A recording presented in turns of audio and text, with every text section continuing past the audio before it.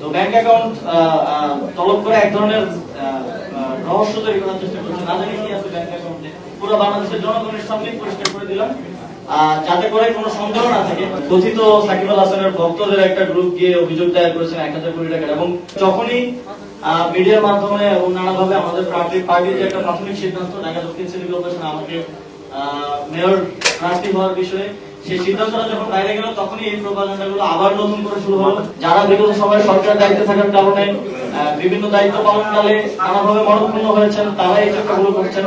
এবং একটা গোষ্ঠী যারা আওয়ামী লীগ আমাদের গণঅভ্যুত্থানের কারণে দেশ থেকে পালিয়ে যেতে বাধ্য হয়েছে, তারা তো প্রতিনিয়ত লেগেই আছেন। তাদের বিভিন্ন পেজ আছে, আপনারা জানেন, বিভিন্ন মিডিয়াতেও তাদের শেয়ার এখনো আছে, তাদের লোকেরা এখনো বসে আছে বিভিন্ন পর্যায়ে।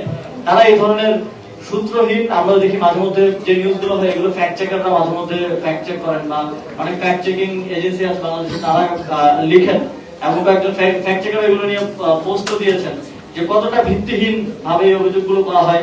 একটা নিউজ দেখলাম যে কিছুদিন আগে $10 বিলিয়ন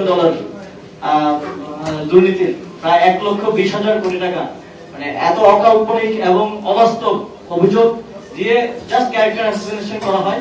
এবং যাদের কাছে কোনো ধরনের প্রমাণ নেই, কোনো ধরনের লিড নেই, তারা শুধুমাত্র এই অভিযোগ দেওয়ার মাধ্যমে এবং এটা বিভিন্ন প্ল্যাটফর্মের অ্যাডভান্টেজ তাদের দেওয়ার কারণে সেগুলোর মাধ্যমে প্রচারণার মাধ্যমে এক ধরনের ক্যারেক্টার অ্যাসাসিনেশন করার চেষ্টা করেন।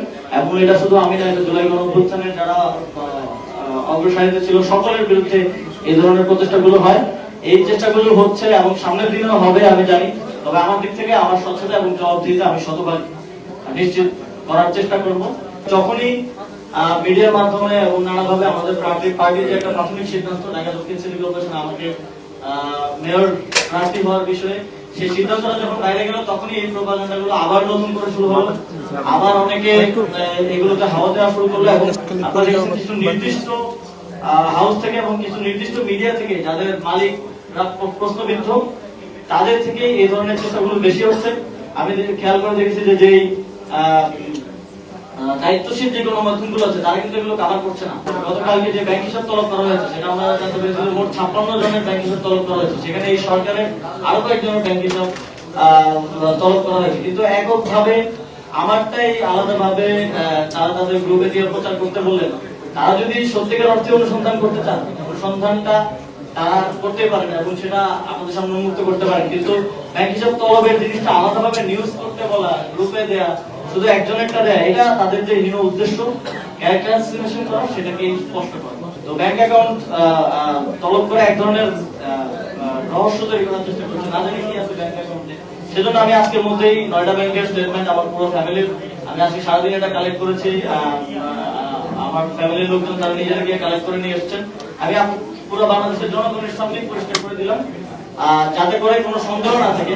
আমার কাছে গুরুত্বপূর্ণ হচ্ছে আমার দেশের মানুষ, যাদের জন্য আমরা জুলাই গণঅভ্যুত্থান করেছি, যাদের জন্য আমরা দেশের জন্য কাজ করার জন্য রাজনীতিতে জড়িয়েছি, তাদের কাছে পরিষ্কার থাকা। কোন রাজনৈতিক উদ্দেশ্য প্রণোদিত ভাবে কিংবা কোন মিডিয়া বা কোন এস্টাবলিশমেন্ট কি করছে, তাদের কাছে পরিষ্কার হওয়ার থেকে আমার কাছে বেশি গুরুত্বপূর্ণ আমার মানুষের কাছে ক্লিয়ার থাকা, এবং বাংলাদেশের মানুষ এগুলো খুব ভালো করে জানে যে কিভাবে ন্যারেটিভ বিল্ডিং করা হয় বাংলাদেশে। এদেশেই পুরো মিডিয়া এস্টাবলিশমেন্টের মাধ্যমে এবং বিভিন্ন এজেন্সির মাধ্যমে আপনারা জানেন যে বেগম খালেদা জিয়াকেও এতিমের টাকা মেরে খাওয়ার উপাধি দিয়ে জেলে রাখা হয়েছিল। এদেশে এগুলো সম্ভব, কিন্তু বাংলাদেশের মানুষ জানে যে সেটা মিথ্যা ছিল এবং সেই ন্যারেটিভ সাকসেসফুল হয় না এই দেশে। কথিত সাকিব আল হাসানের ভক্তদের একটা গ্রুপ গিয়ে অভিযোগ দায়ের করেছেন 1000 কোটি টাকার, এবং সম্ভবত সেখানে তারা লিখেছেন সাকিব আল হাসানকে দেশে খেলতে না দেওয়ার কারণে বাংলাদেশের 1000 কোটি টাকা সমপরিমাণের ক্ষতি হয়েছে, এবং সেটার দুর্নীতির দায় আমার উপরে দিয়েছেন। সুতরাং এটা নিয়ে আমার মনে হয় না আর কোনো কিছু, মানে এটা আমলে নেওয়ার কোনো সুযোগ আছে বলে আমার মনে হয় না, যেহেতু আমি সরকারের দায়িত্বে ছিলাম। এই ধরনের অভিযোগ আপনারাও জানেন যে নানা ধরনের অভিযোগ আছে।